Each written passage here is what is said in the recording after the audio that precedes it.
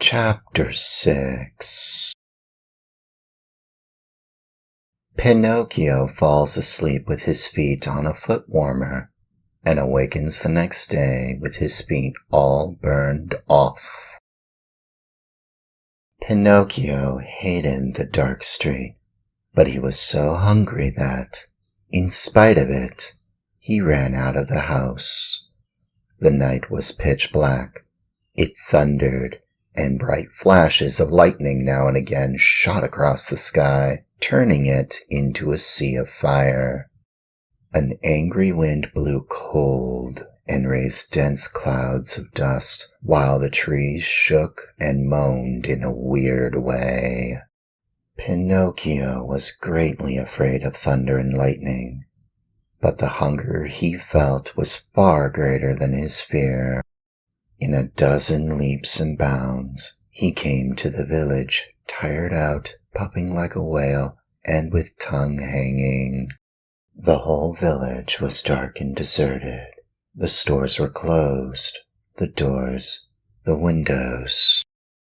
In the streets, not even a dog could be seen. It seemed the village of the dead. Pinocchio, in desperation, ran up to a doorway, threw himself upon the bell, and pulled it wildly, saying to himself, "Someone will surely answer that." He was right.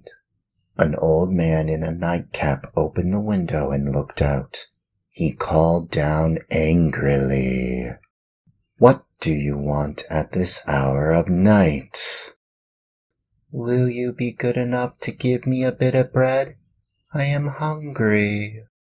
"Wait a minute, and I'll come right back," answered the old fellow, thinking he had to deal with one of those boys who love to roam around at night ringing people's bells while they are peacefully asleep.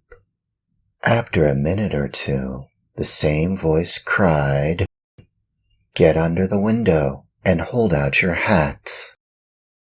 Pinocchio had no hat, but he managed to get under the window just in time to feel a shower of ice-cold water pour down on his poor wooden head, his shoulders, and over his whole body.